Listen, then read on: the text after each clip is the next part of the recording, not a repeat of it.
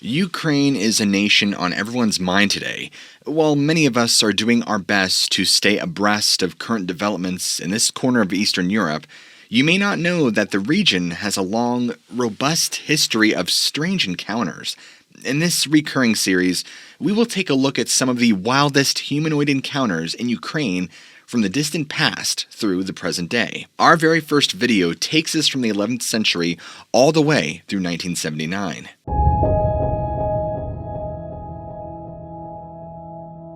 Attempting to condense an entire region's mythology would be a monumental task. This situation is no different when tackling the folklore of Ukraine. Therefore, we'll begin with two exemplary cases from the Middle Ages, which might provide us with a useful framework for some of the entities seen in more recent years. Our first story comes from an old Ukrainian manuscript. In 1065 AD, villagers near modern-day Kiev reported seeing strange things in the sky. Every evening for an entire week, they would watch as an enormous star appeared, emanating beams of light, red as blood. Now, during the same week of sightings, another strange thing happened. A group of fishermen working the nearby river reported they had caught something unnatural in their nets. They described it as a dwarf, no bigger than a child, with a wrinkled face. They watched it for an entire afternoon before they became profoundly disturbed by the creature, and then tossed it back in where it came. What was this monstrosity? Well, skeptics say it was a child tragically deformed who was thrown into the river by its superstitious parents. But this was unfortunately a common practice at the time all throughout Europe, and many parents believed their children were replaced by changelings, sickly fairy babies left in the place of healthy human infants that the fairies would kidnap. The idea was that if parents tormented or disposed of the changeling, then the fairies would bring back their human child safe and sound. This led to untold amounts of child abuse all throughout the Middle Ages and even into the 19th century. If we assume the apparition in the sky was somehow related, today we might interpret this dwarf as an alien. However, there is no shortage of other candidates found in the folklore of Ukraine and Slavic countries. More generally, the dwarf's wizened face is a common feature found in all fairy folklore throughout Europe. Two region-specific entities stand out as possible identifications for the creature. The first is the Berezhinya. It's a sort of Slavic water fairy. Little information exists of these creatures, other than that they were worshipped by some ancient pagans in the region. Their name derives from the word for riverbank, making them one possible interpretation for the dwarf of 1065 AD. The other folklore creature, though, not known for inhabiting waterways, seems to better fit the fisherman's description. Homes throughout Russia, Ukraine, and many former Eastern Bloc countries once hosted small, hairy fairies called the domovoi. These household spirits often resembled old men, entirely covered in fur, who would assist in mundane chores and other tasks like cleaning and protecting both the home and its residents. Now, in Serbia and Ukraine, these were referred to as domowic. Like other house spirits, including the more familiar Scottish brownie, these fairies had to be kept appeased with both respect and regular offerings. Another strange sign appeared above Ukraine in 1092 AD, where villagers reported seeing something that resembled a very large circle in the middle of the sky. An appearance was accompanied by a long, hot summer with forest fires and numerous deaths. Once the sun had set, the sound of a spectral army could be heard riding above the towns of Polotsk and Drutsk each night. Witnesses reported the baying of hounds, the stampede of horse hooves, and the cries of disembodied riders. This is one of the countless stories describing the Wild Hunt, a group of spirits regularly heard in the night skies all throughout Europe. Depending on folklore, this procession was composed of demons, the dead, or pagan deities, riding either horses or the creatures of the forest. In most stories, the Wild Hunt is either confined to the air or marches across the landscape. In Ukraine in the 11th century, it appears they did both. According to a 15th century illuminated manuscript called the Radzivil Chronicle, The demons were not only heard flying above the villagers, but they would also encounter them on the streets of Polotsk. Anyone leaving their house would be attacked in the streets by an invisible assailant. Even during the daylight hours, the hoofbeats of their steeds could be heard on the cobblestones.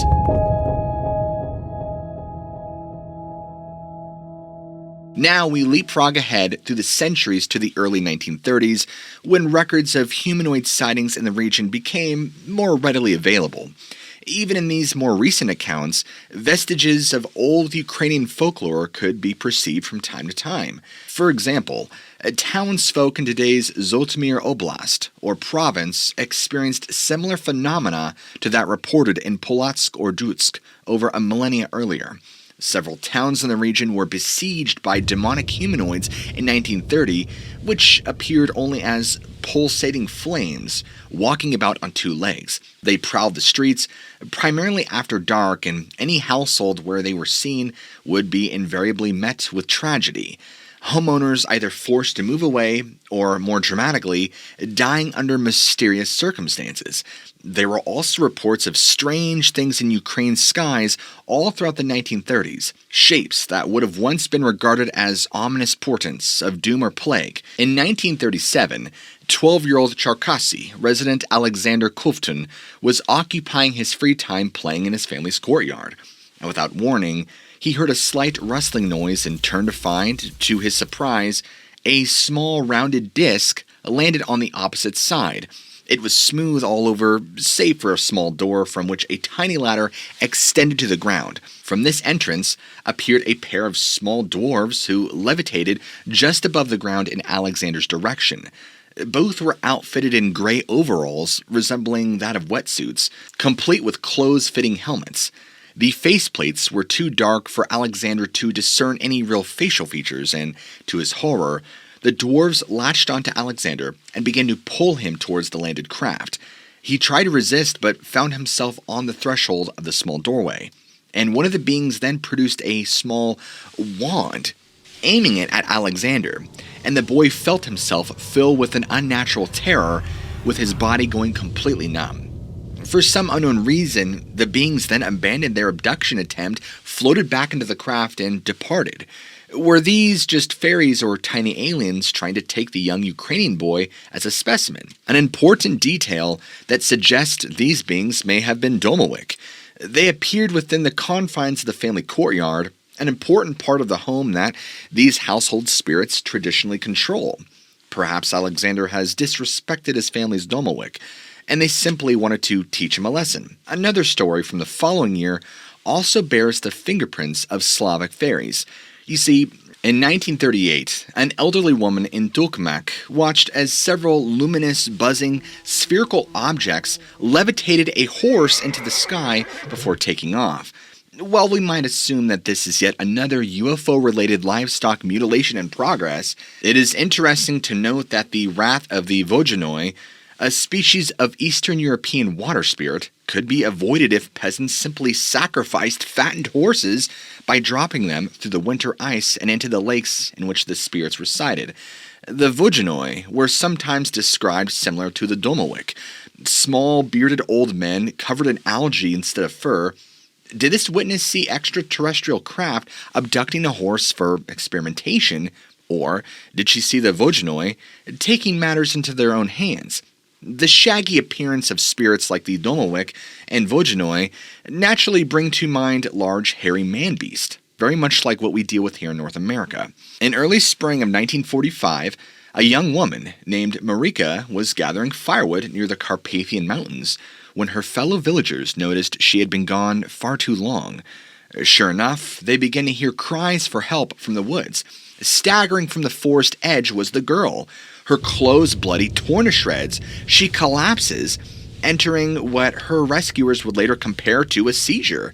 Once they revived her, Marika could only repeat the phrase, "white ape, white ape."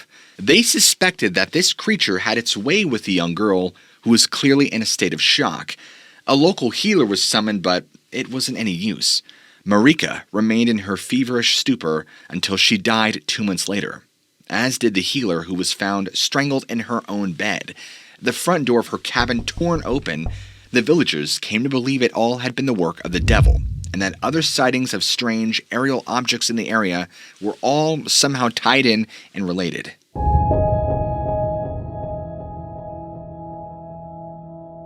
It seems that extraterrestrials are poor pilots, but how else do we explain the number of crashed flying saucers that world governments supposedly retrieved?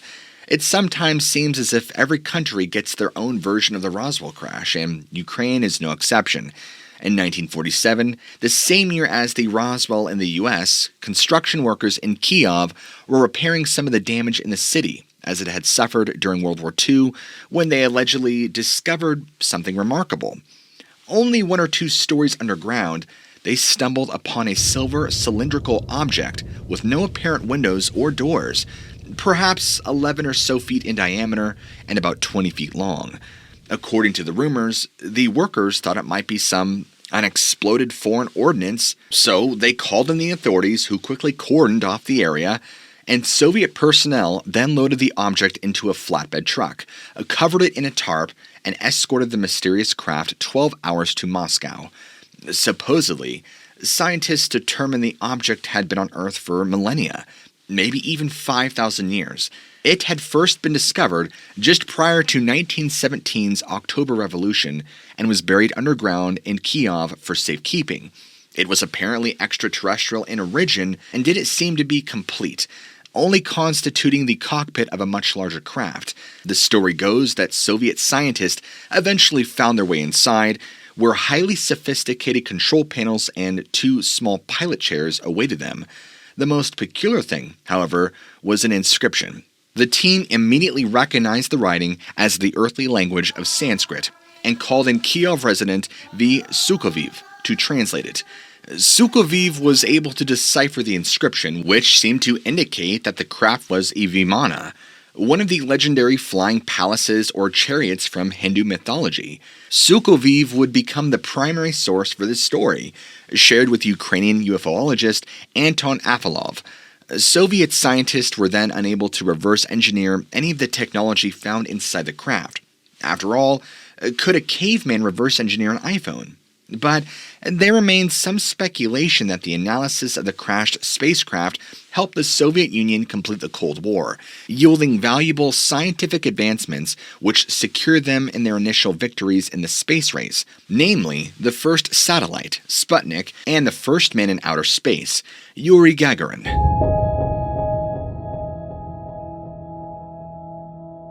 You know, it's a tall tale for sure, but another account from the following year may support Sukoviv's claims. A group of teenagers fishing by moonlight in Odessa Oblast, a region famed for its labyrinth-like catacombs, were alarmed to find that the walls of an ancient nearby fortress appeared to be manned by strange horned figures. The boys hid in the bushes before fleeing in fear. Over the following days, they asked about their sighting around the village, and soon discovered rumors that a race of strange, sunlight-averse creatures lived underground in the area of the fortress, venturing to the surface only at night. Supposedly, they were descendants of an extraterrestrial race who had apparently crashed in Ukraine sometime in the distant past, a detail along with their subterranean aspect that supports the Kyiv flying saucer story. Reports of horned humanoids in Odessa Oblast would preserve into the next decade. In the summer of 1952, an elderly resident battling insomnia glanced outside his window one night to see several people standing in his garden. They seemed normal at first, but soon he realized they were remarkably tall and each seemed to sport horns on their heads. The terrified witness doused all the lights in his house and hid until morning. When he eventually did venture outside the next day, he noticed that all the apples on his neighbor's tree were missing. Now, the following year, a bread truck driver in Odessa was taking a smoke break when he was seized by a pair of muscular, musty-smelling hands and tossed to the ground. His final memory was of several horned figures staring down at him, silhouetted by the moonlight. When he regained consciousness, his bread truck was nowhere to be seen, and around the same time, utility workers around Odessa began reporting the sound of a strange language wafting up from the wells they were working on.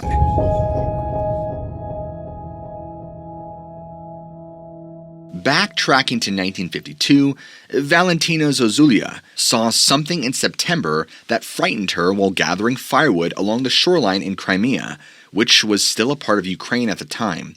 At first, she thought it was only a log, but soon realized it was something not of this earth. The shape unfurled, revealing itself as an enormous reptile, covered in greenish-brown plate-like scales. The dragon, which measured around 26 feet long, looked at Valentina with its snake-like head before ambling off into the bay. Valentina ran to the nearest village to spread the news of the beast to locals, who discovered large paw-like footprints on the sand leading into the water. The Crimean Peninsula saw plenty of strange encounters all throughout the 1950s, and 4 years later, after Valentina's dragon sighting, some hikers even found a cave in the woods and, in the spirit of exploration, decided to look inside themselves. Only moments later, they began feeling odd, as if time itself had somehow become displaced. From somewhere deeper in the cave, a light began to glow and emanate. They then got out as quickly as possible, and as they did so, the hikers passed a strange woman wearing a dress passing into the cave. Who was this mysterious figure? They asked as she disappeared into the darkness behind them, and within moments, too quickly for her to have changed clothes, she emerged dressed completely different, and then disappeared into the forest. This was not the first time, though, that such an apparition had been sighted. That same year, tour guide Victor Sikalenida claimed to have seen a red-headed woman coming out of a rock cave near Uspensky Monastery, only to turn around and vanish into a solid rock wall of cliffs moments later.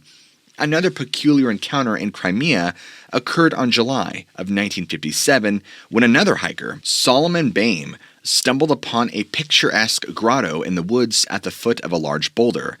Like the hikers in the cave, an odd, explicable feeling then came over him, prompting him to turn around and return home. Now, as he did so, all of the sounds, nature, birds, the winds, the insects, suddenly stopped. An oval UFO appeared before him, landing in a clearing not even 100 yards away. As he watched, Solomon heard a cryptic message in his head that said this: "The sons of humans." The young man, simultaneously frightened and curious, decided he might not get this opportunity again, so he very cautiously approached the craft, and as he closed the distance, waves of information began to flood his mind, almost like a computer downloading data. And finally, he heard in his mind an invitation to enter the ship. Solomon agreed on the condition he remained unarmed, and was greeted by a trio of people in tight, silvery one-piece clothing who ushered him into their craft.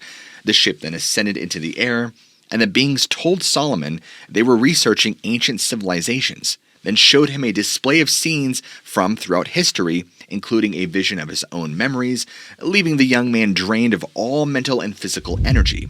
He was exhausted, but the story only gets stranger from here. The entities told Solomon they hailed from planet Valis, a name they made him repeat so he would remember it. Valis. With a renewed surge of fear, Solomon felt they wanted to actually take him to this distant planet. He preemptively told them he had no desire to leave Earth, and this seemed to disappoint the commander of the operation, who demanded a reason why he was unwilling to leave. Solomon explained that his family had seen enough suffering to which his disappearance would only add to. This, as well as Solomon's assurance he would evangelize the alien's message, seemed to appease the commander. It was then that Solomon was told that Crimea's fate would change dramatically in 33 years, and that he would give birth to a son who would stammer. Both came true. While we have to take the witness's word about his son, the aliens seem to accurately predict the fall of the Soviet Union, which officially ended in December of 1991. They were off only by 1 year. In Solomon's testimony, it's unclear whether or not his entire experience occurred physically or in an out-of-body state, or some mixture of the two. His report contains allusions to seeing himself from a third-person perspective while speaking with the aliens, and he said he returned in his astral state to his body, which was already waiting for him outside the craft. If this was indeed an out-of-body experience, we can add the events of July 18, 1957, to a long list of similar extraterrestrial contacts that do seem to take place in an altered state of consciousness. rather than the physical world, a finding which nests Solomon's experience into a broader tapestry of spiritual and religious visions all throughout history. Interestingly, there may be another clue in this story tying the whole encounter to spirit phenomena rather than extraterrestrials. For background, it is important to remember that Ukraine and Lithuania, a country to the northwest, have a long-standing history together. Ukraine actually maintained a formal historical alliance as part of the Grand Duchy of Lithuania all throughout the 1300s, and the two countries share some similar folklore. Recall that Solomon Beam's aliens claim that they come from the planet Valais. The Valais is actually a term for a type of Lithuanian spirit. These fairy-like beings, typically the ghosts of women who would appear in the forest and lure unsuspecting men to drain their life essence. Is this what Solomon Beam encountered when hiking out in the woods, only to have his own energy drained?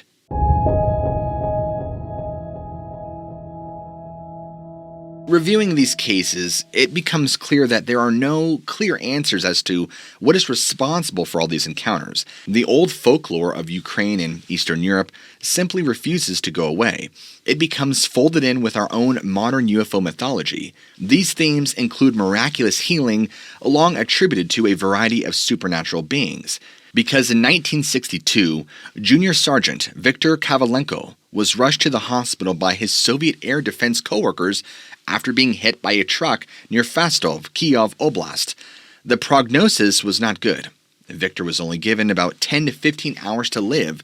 Much to the surprise of everyone, though, Viktor not only survived, but 3 days later was seen sitting upright in his bed, playing his harmonica.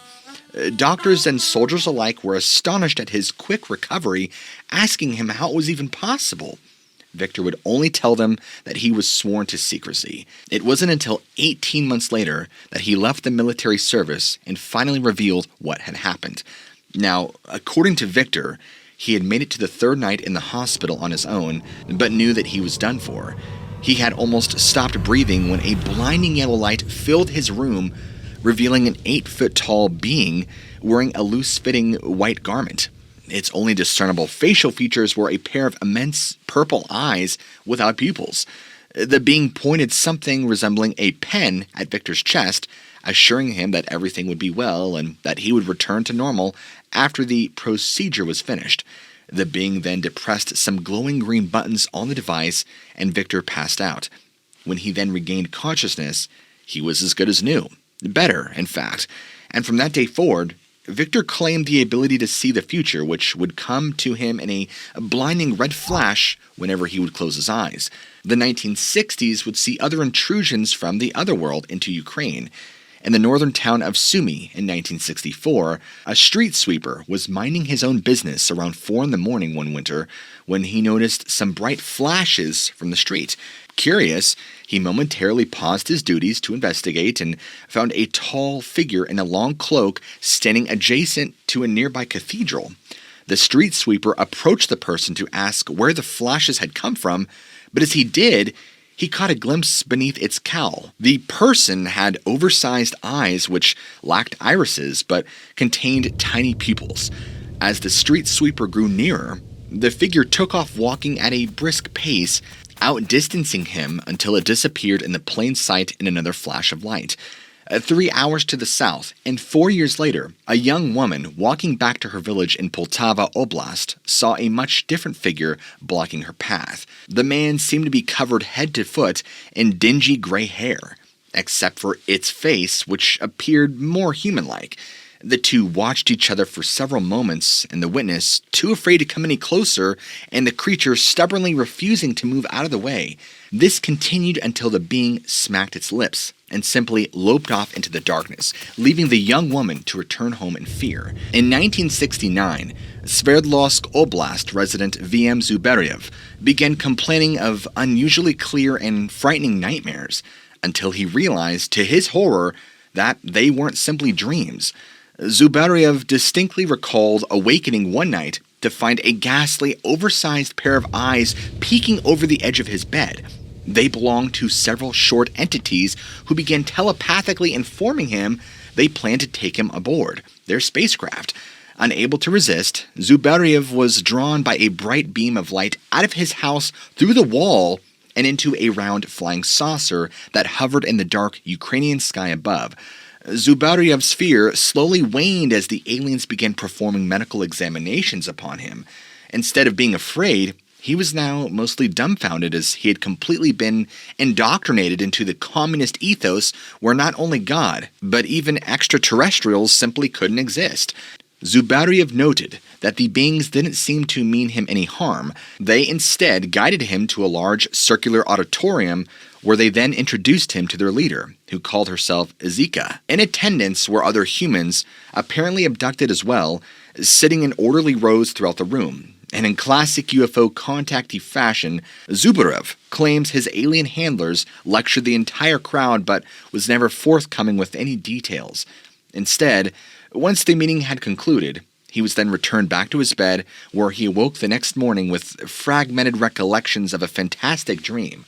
The experience's reality would only be reinforced within the coming days as Zubarev began receiving mental transmissions from an alien intelligence who went by the simple terrestrial name of Max. Zubarev's contact with Max was difficult to remember unless he wrote it down immediately after receiving it. And on one occasion, he awoke with a message from the extraterrestrials and jotted down a series of strange hieroglyphics as he had been shown on Max's uniform. He didn't know what to make of them until he read years later about an alleged UFO crash in the Kalahari Desert and noticed that the symbols in the article closely matched the strange shapes he had recorded.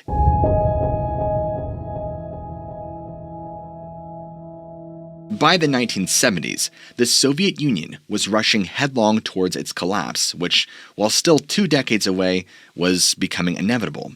In a trend that will become even more apparent in subsequent episodes, it seems as if this impending change in the region's governing structure hastened the frequency of supernatural encounters. Whether this simply represents reports slipping through the loosening grip of the communist propaganda machine is uncertain.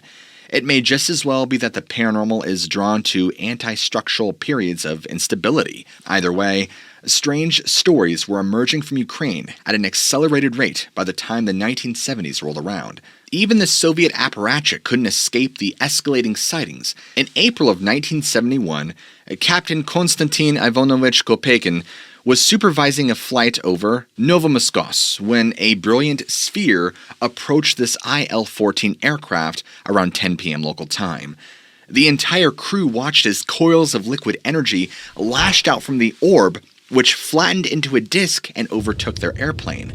While the exterior remained a bluish hue, and began its descent, offering a glimpse of a humanoid figure at the controls before it darted out of sight. The subterranean humanoids of Odessa may have reemerged during 1971 as well. Masha, a 30-year-old single lady on holiday from Crimea, was touring Odessa's infamous catacombs with a group when she broke away to investigate a strange noise. To her, it sounded like a child weeping somewhere deeper in the cave. She had to help. That was the last anyone saw of her for 3 days, and when Masha finally emerged, she was confused and dehydrated.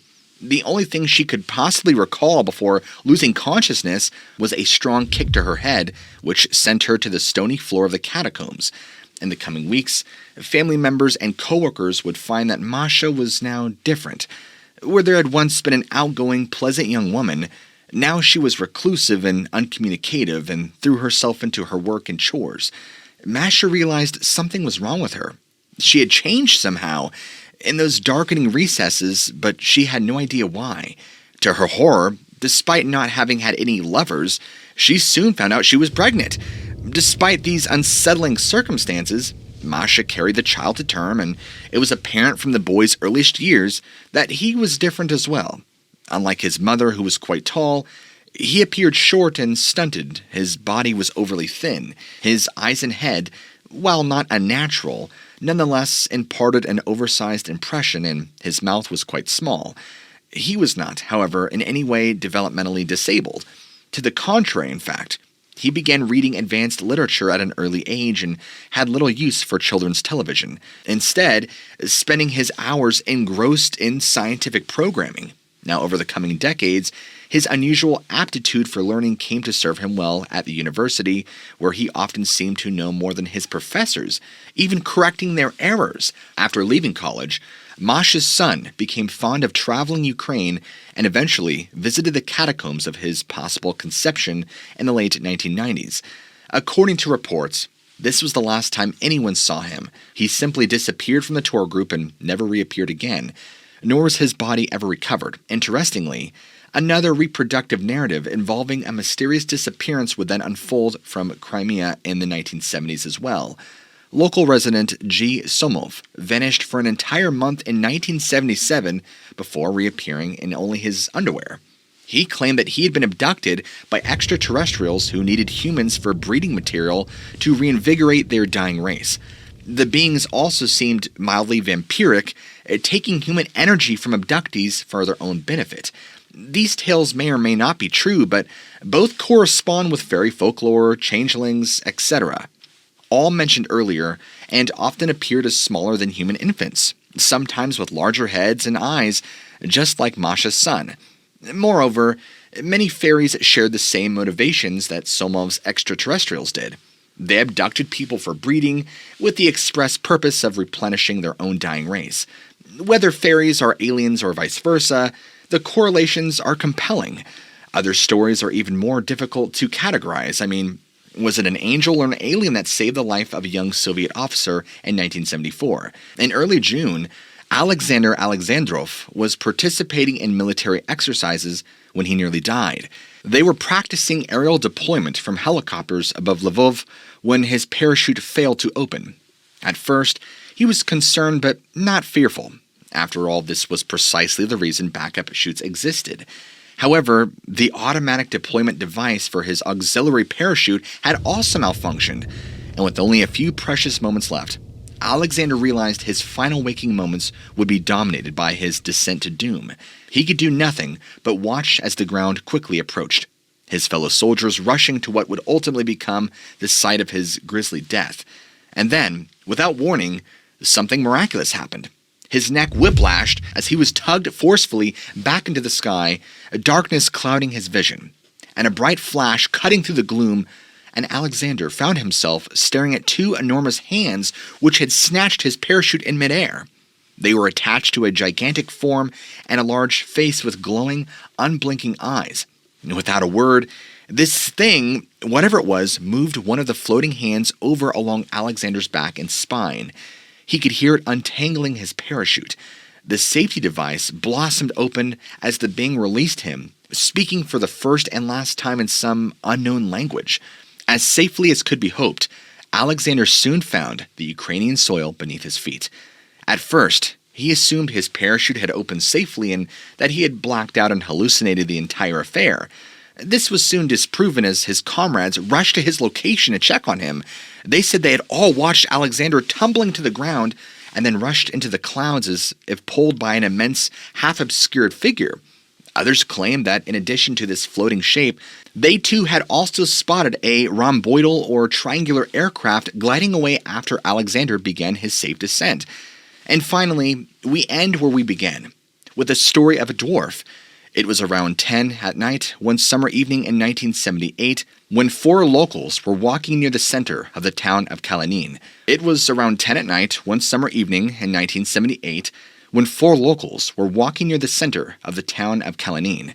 They were approaching a telephone pole when something runs out from behind it and skidded to a stop in the middle of the street. All of them described it as a short creature covered in dense fur, with the exception of its palms and its face, which were white. After watching the witnesses for a few moments, it dove into a flower bed on the opposite side of the street.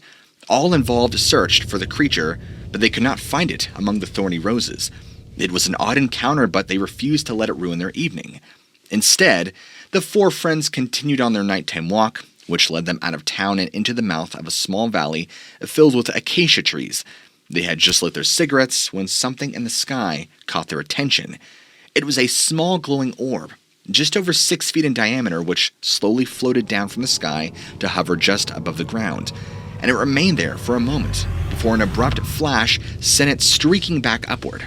As if the dwarf hadn't been enough, The witnesses were absolutely paralyzed with fear at this point and remained huddled together in the valley until the sun came up. How's that for a night on the town? We have only scratched the surface of the strange stories Ukraine has yielded over the years.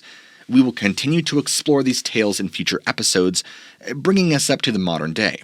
We'll also bring you some of the more complicated stories in depth in their own standalone installments. In the meantime, if you're hungry for more odd tales, many of the accounts we have covered come from Albert Rosales' massive database of over 18,000 humanoid encounters. Albert has compiled select accounts into his books, which you can check out at the link below. Also, if you enjoyed this episode, be sure to slap that like button and leave a comment down below. Let me know your thoughts on this video. Also, if you're new to the channel, be sure to hit that big ol' red subscribe button right down here, as it helps out the channel immensely and lets me create more exciting content for you. As always, guys, I'll see you all in the very next episode. Stay safe and keep an open mind.